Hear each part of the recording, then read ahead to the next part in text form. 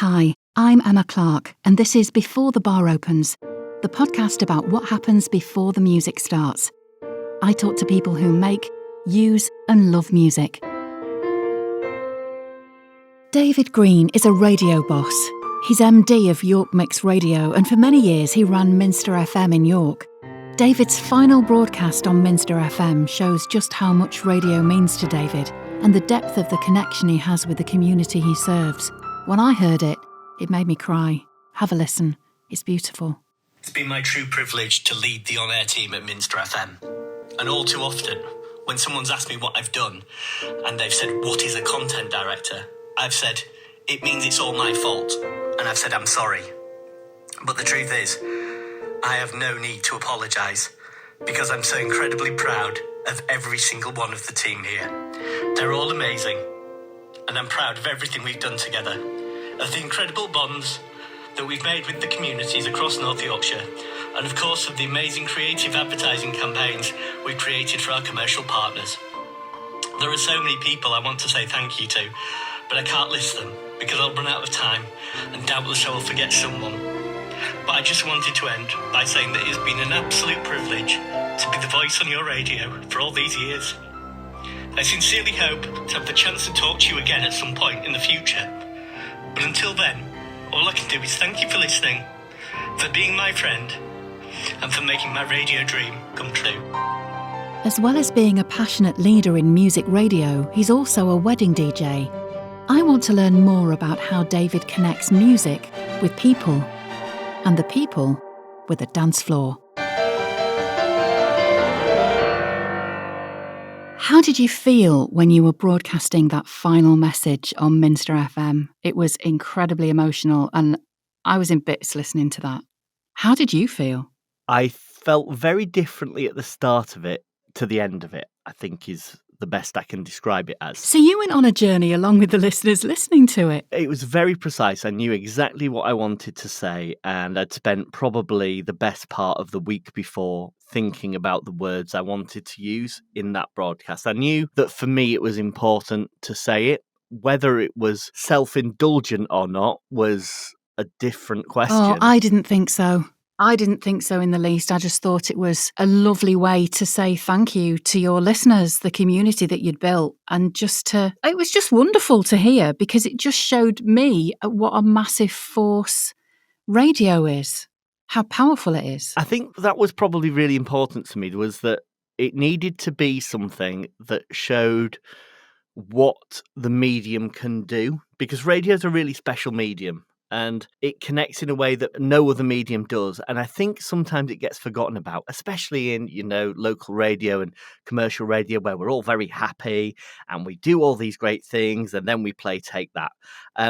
I think there is a real power behind a lot of the things that happen on a real local radio station. And to be able to actually put some of that across and show emotion is very real. And I think that's something that Minster and my act on Minster had always been. I'm not fake on air, I'm just me. And so as a final act of a station that had been quite a big part of my life, that had to be as real as everything else. It was totally authentic, and it was totally you, and it was totally a real reaction. There was nothing studied about it, and there was nothing mawkish about it. It was just truly you. I loved it. I had a lot of reaction from people to it, I have to say. I thought I was going to get through it without any breakdown or anything like that. And I think I'd heard other people on the station sign off their shows throughout the day. And I still, even though listening to them, I'd been a little bit emotional, I still thought I was going to get through it and it wasn't going to affect me. And how wrong I was. By the end, I was in tears. But what was the most interesting thing was the number of people who just called up, and there was a full switchboard for the next half an hour just of people in tears. And people will still say to me now that they heard it and they were in tears, and even thinking about it, they're in tears. So that was completely unexpected to me, because it was a very personal thing, but you forget how personal radio is to other people as well. When did you realise you were going to give your life to music radio? Oh, that is a good question. Probably when I was a teenager. But I don't think at that point your mind is not in the same place as 20, 30 years down the line. So I think at that point it was about, this is a great job, it's fun, and you can interact with people, but you don't realize at that stage that this is going to take over your life in the same way that it does. And I think it was probably when I was at university and doing radio there that I really connected with how powerful radio could be, and saw other mediums, but never really decided I wanted to do anything with them because they didn't have the same level of connection. So around, I would say it was the end of university when I realised that music radio was where I was going to be for forever, really. When you set up York Mix Radio, what was the first song that you played on air? Shed 7, Chasing Rainbows. And the reason for that was Shed 7 are a York band, so there was a local connection, and Chasing Rainbows because the lyrics and the sentiment of it are very much about following your dreams and chasing them and seeing what happens. And it seemed very appropriate to us that it should be a local band, but it should also be something that spoke about what we were endeavouring to do. Why is local radio so important to the people who make it and the people who love to hear it? What's that special thing? What's its power? It's the real connection. And I think this has been forgotten in a great part recently. I think why Minster and York Mix have been successful. York Mix has been successful based on our histories, the team here, based on our histories with Minster, because Minster was a station that never lost the true local connection to its area. And over time, a lot of stations have diluted what they do through whatever reason that they've chosen to do that for. Whereas we were 100% local all of the time to an area that is quite distinct. And I think if you can marry the two, then you've got something special. So if something happens, the local radio station is a part of it. And York Mix carries on that. So we are here not because we want to be on the radio, but because we want to make a difference to where we live. I think that's the subtle difference. There are stations around that are full of people who want to be on the radio, and that's fine. And there are people who are true national entertainers who have radio stations, and that's fine. But we're here not because of any of that. Our reason to be here is because we want to make a difference to where we live and to the people who live with us in that area. Connecting with listeners, being a friend on the radio is what motivates David. Hearing him talk about his love for music radio, it's so clear that a radio station broadcasts straight into people's personal spaces, their homes, their cars, their private lives. That's a real privilege. It's powerful. Tell me about some of the callers that you get on live local radio. You've heard them all, but they go from the very plain, where people will call up just to tell you that the traffic is bad in a situation, through to the characters that we have. And I think every radio station has its characters, and whether they are one-offs or people who ring every single day. We have a lady called Elaine who will ring us up every single morning to tell us what she's having for breakfast. And what she'll have for breakfast is not what you or I have had for breakfast. She's not having cornflakes. She's having a burger or something like that at 4 a.m. So she's unique, but she loves it. She loves to get in touch and tell us. And then there have been people who, I mean, I've got such a collection of these, and I quite often post them on social media, and I'm not sure whether I should or not, but some of them are just so far out there. But I think it shows you what people's thought processes are like. And I remember one guy ringing me up, convinced a plane was crashing, absolutely convinced a plane was crashing, and I needed to do something about it because I'm the person on the radio. And he was absolutely convinced he could see the plane crashing, and he was driving towards it now, and he was following the road towards somewhere. And I said, "Are you sure this plane is going down? I'm going to have to try and alert the authorities if they are." Yeah, absolutely, I can see it going down now. And then he said, "So I'm just pulling around the corner into Rufford now." And I said, "Sorry, are you sure it's a plane?" "Well, it's got very big wings, could be a glider." "That's the airfield." And he just, oh yeah, sorry, it's not going down at all. I've just followed a glider to an airfield. But people feel like they have to tell you everything that's going on in their heads sometimes on the radio. And I don't know why. It's that personal connection that they've built up with you, and they think you can do something about whatever their situation is. I love the idea that local music radio can be a hub for a community, somewhere people know they'll be able to speak to someone who knows what it's like to live where they live, someone who's just like them, and someone they can trust. Some of them ring you up because they want a chat. And sometimes that's good and sometimes it's bad. We have a lovely man who will ring us every day to tell us, just what's going on in his life and tell us how much the radio station is part of his life. At the same time, I remember another man who used to ring all the time and he used to sound like this and he used to take a long time to get to any point he ever had. And he'd always end it by asking for a song for his daughter who had passed away a few years ago. Oh, bless him. You're more sympathetic than I to that, because I was kind of thinking, well, she can't hear it. But, What was the song? It would be a different one all the time, but it was always something quite lovely. And then probably about a year after first hearing from this man, we had this phone call from this lady who rang up and said, hiya, my dad is this person's name, and you keep putting him on the radio and he keeps asking for songs for me because he says I'm dead. And the thing is, I'm actually not dead. So if you could not put him on the radio, that'd be brilliant. So swings and roundabouts. You get the real serious ones who want to tell you something that's going on, and then people who've, well, I don't know. Next time he phoned you to say, can you play this song for my dead daughter, did you say, look, she's not dead? I think that might have been the end of it. I think after that, we perhaps didn't hear from him. And I mean, there's plenty of times when I've made mistakes with callers. I remember one of my very first shows, and I was doing a Christmas show, because I think this is how it used to start in commercial radio. You'd end up covering a show when no one else was available. So teenage years, covering a Christmas Eve party show or something like that, and getting lots of phone calls from a prison down the road. People say, oh, we're in prison, but can you play us a song? We're all listening on D Block or something like that.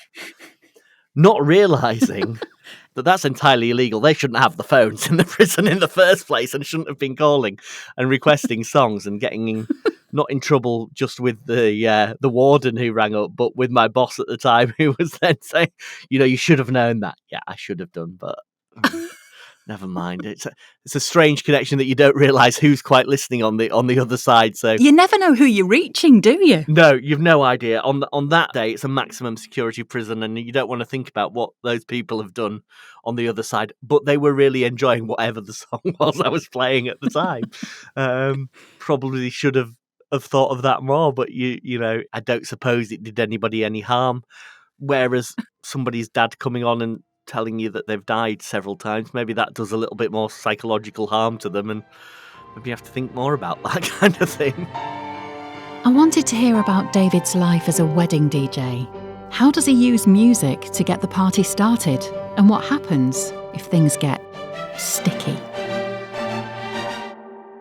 Now, you're also a wedding DJ. Yes. So I really want to know all about that, because I'd imagine, you're there at somebody's massive life milestone moment, and you're a big part of that event. What's it like being a wedding DJ? 9 times out of 10, it's an absolutely brilliant thing to be. And I think it's a bit like a drug. It's addictive. And the reason it's addictive, and I think this have so many uses for music, I think the reason it's so addictive is you're watching people have a great time, and you are doing that. You're the facilitator for them having such a brilliant night. That must give you a hell of a buzz. You see the smiles on their faces. I did a wedding, and periodically, over time, I've thought, I will give this up because I can do something else with my Saturday nights. And after lockdown, I was especially thinking it's been quite nice to have my Saturday nights free.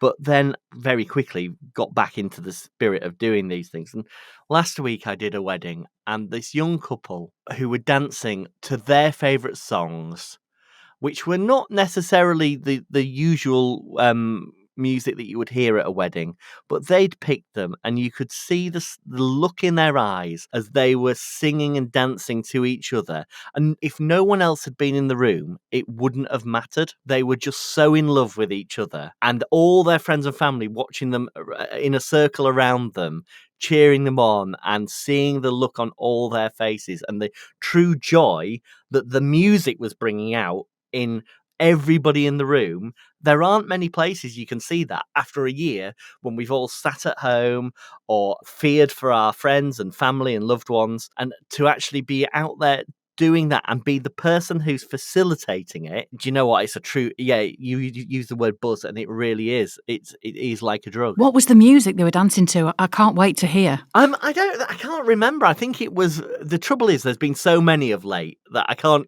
fully remember each one from the next, but I think it was all quite rock focused. So there was a lot of Green Day album tracks and things like that you wouldn't necessarily think. You might think wedding DJ is going to play Come On Eileen every night, but it tends not to be the case, to be honest. So it was very, very rocky focused, and there were a lot of album tracks towards the end, and their friends knew them, they knew them, but it was just a true feeling of joy in that room. And that's replicated whatever the music is.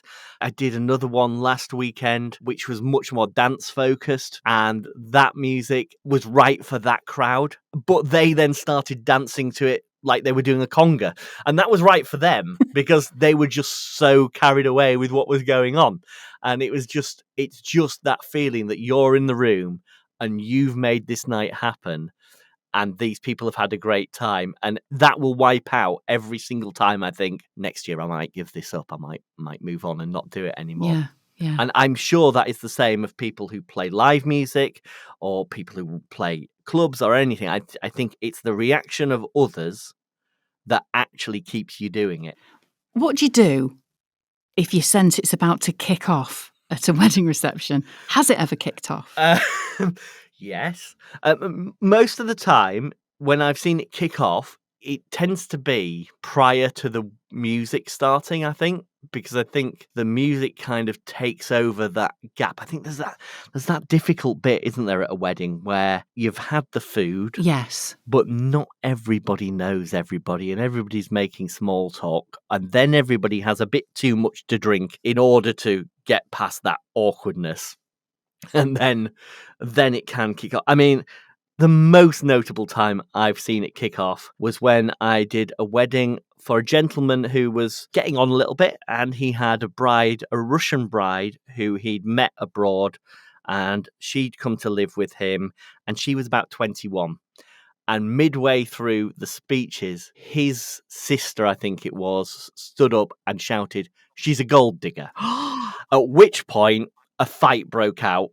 The police were called. Somebody was escorted away. And then they carried on with the evening as though nothing had ever happened. Oh my God. So I don't think I've ever really encountered it where, while the music's playing, where there's been too much of a big fight.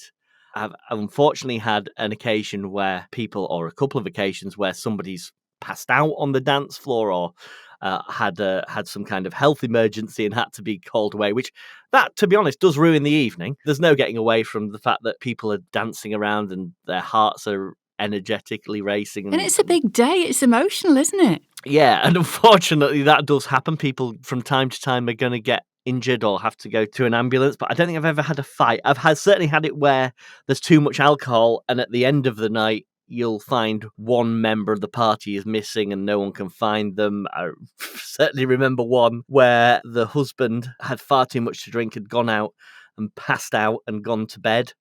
And the bride, thinking this is her bridal night, she should be having some fun with her husband, was running around asking anybody if they wanted to go up to her room with her because it was her wedding night and she deserved things to happen. So, I mean, that was an interesting one. I don't think anybody took her up on it. I was too busy packing away to actually spend too much time being interested in it. But I don't think I've ever had it really kick off on the dance floor. And now I'm scared that I've said that it's going to happen at the next one. I've jinxed it. I've probably jinxed it now. Yeah, that's it. Touch every wood and cross everything. When something has gone slightly wrong at a wedding reception, whether somebody's fallen over and hurt themselves or passed out or whatever, what's your go-to music track?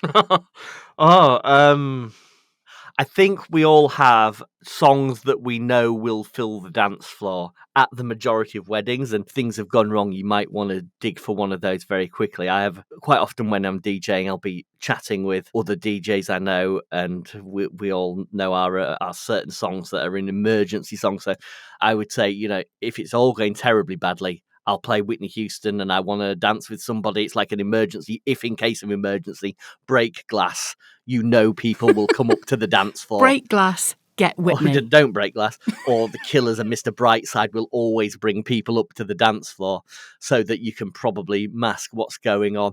I've had bad experiences with that once when I was very early starting out as a DJ, and I didn't used to do weddings because I always said they were the hardest gigs. Because most people at a wedding don't know even half of the people that are there. Even if you're family, you only know half of the room. And you won't know the friends from uni or the friends from school. And there's nothing that unifies everybody in the room other than that in some way they're connected with the couple. But if you go to a 50th or a 40th birthday party, chances are everybody in the room lives fairly close to each other. They all have a good time. Weddings can be a bit harder. So I didn't used to do weddings when I was first starting out. And one of the first weddings I did, I asked them what they wanted as their first dance. And they didn't know. They didn't have any idea. And this shows you how long ago it was. Because I think Wet, Wet, Wet and Love Is All Around had been number one for however long it was. And a fella came up to me and said, look, I'm their uncle, and I know that Love Is All Around means a lot to this couple. So why not use that as their first dance? I know they've been struggling. And I said, okay, well, that makes a lot of sense. And this is in the days of CDs. So I put that on, cleared the dance floor ready for the first dance.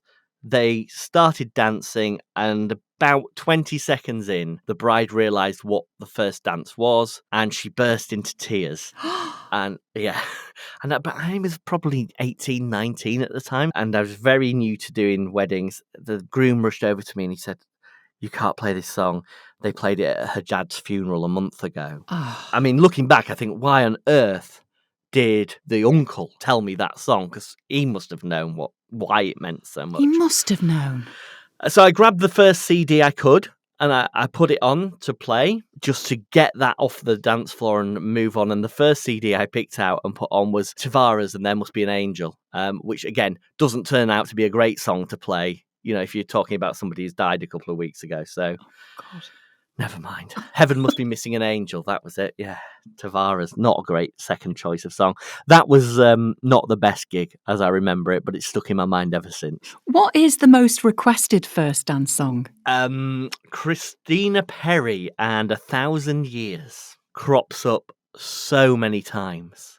Every year there is one song that will be requested a lot. At one point, that would have been a couple of years ago, Ed Sheeran Thinking Out Loud was requested a lot. But Christina Perri, 1,000 Years, is like an eternal one that has cropped up for maybe the last 10 years, probably. And it will be requested 1 out of every 5 or 6 weddings. That's a lot, isn't it? It is, and she should have done a longer version or a shorter version. I don't know whether longer, maybe because she might have earned a bit more royalties.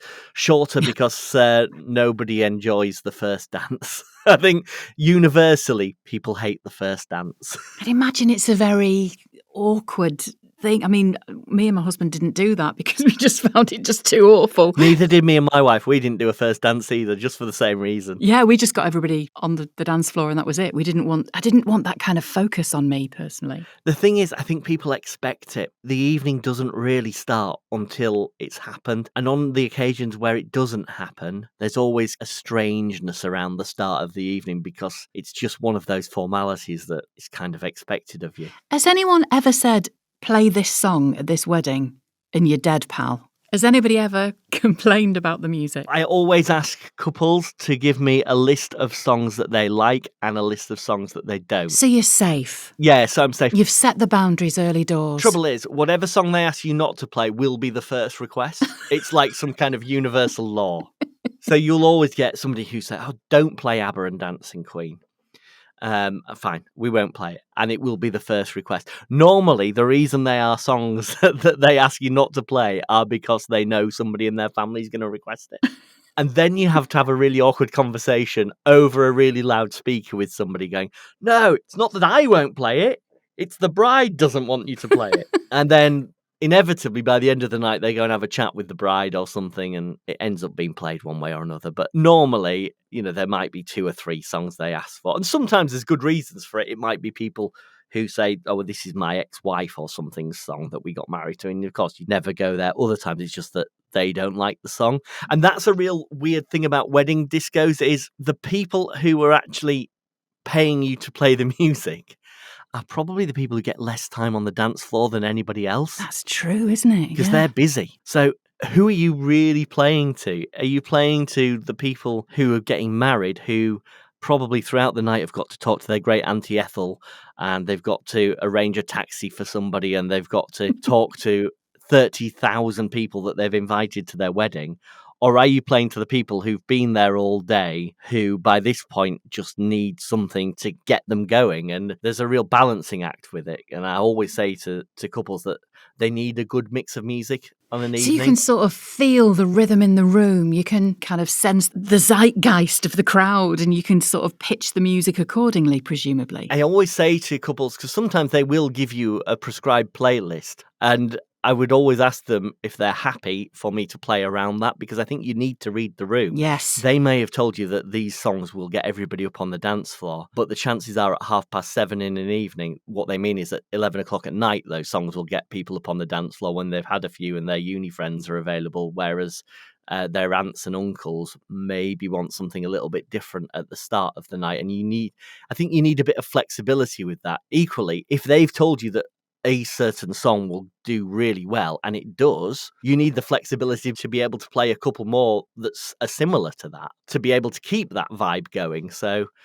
I think you do need to be able to do it, and it only really comes with experience of watching what happens. And a gut feeling for picking up on the vibes, because I'd imagine it's a highly charged event, isn't it? A wedding reception. Yeah, you've got to be able to try and read the room in some way, shape, or form, because you've got to look around. I think you kind of have a sixth sense for it. You have a sixth sense for who's going to fall over on the dance floor next, who's going to fall into your lighting or whatever. But equally at the same time, you're always looking around and seeing, well, the table over there look like they could get up and dance, or they're starting to move in their seats, whereas these people on the dance floor look like they're waning a little bit.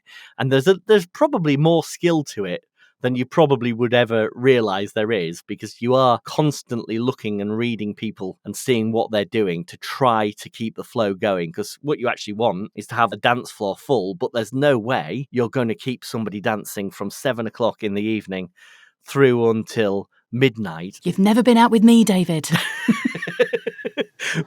What you really don't want to do equally is have people who by the end of the night are telling the bride and groom that they didn't enjoy it. So you've got to try and please everybody. Would people say that to the bride and groom? I think they probably, well, I don't know if they'd say it to the bride and groom, but the bride and groom would certainly get a feeling if people were unhappy, or if people were leaving early, or if they hadn't enjoyed it. So for all we said about whether you're playing to the bride and groom or to the guests, the bride and groom have to be happy as well by the end of the night. And the motivation of the bride and groom generally is that they can see people dancing and that they know people are having a good time. But certainly people tell bride and grooms, oh, we had a great party at your wedding. You know, I remember that. And I think that gets lost a lot of the time when people are organising weddings. As a wedding DJ, have you ever had to sort of liaise with warring factions at a wedding and sort of mediate with music? The warring factions might be around the music, to be honest, because it might be that you've been told to play specific types of music and it isn't working.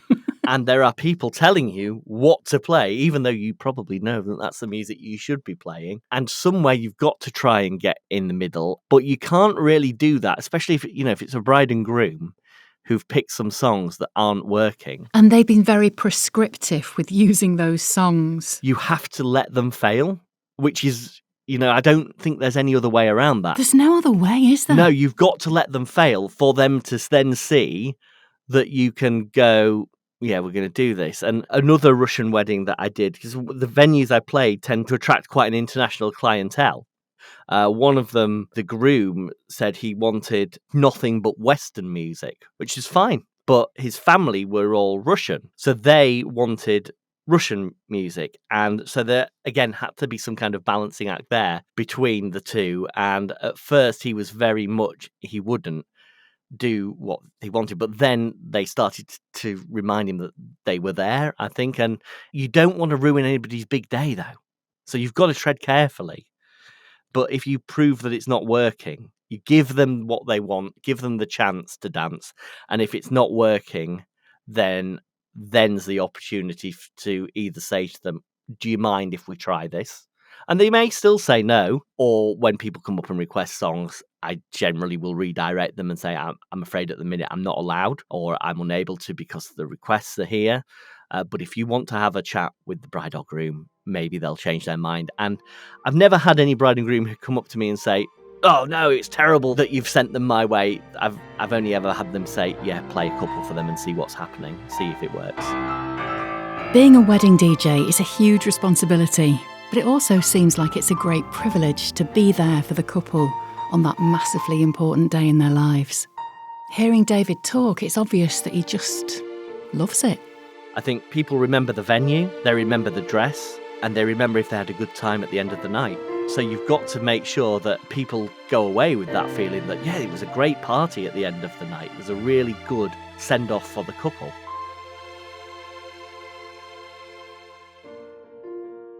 All the show notes for this episode are available in the description, and there's a bunch more stuff at beforethebaropens.com. Before the Bar Opens is created by me, Emma Clarke, and is produced by Rick Watson. I composed the theme music. If you'd like to leave us a voice message and maybe be featured in a future episode of Before the Bar Opens, check out the show notes and follow the Leave Us a Voice Message link. If you enjoyed this episode, please subscribe, leave us a review, hopefully a lovely one, and tell your friends. Another episode will be along very soon, so don't miss it. Thanks for listening.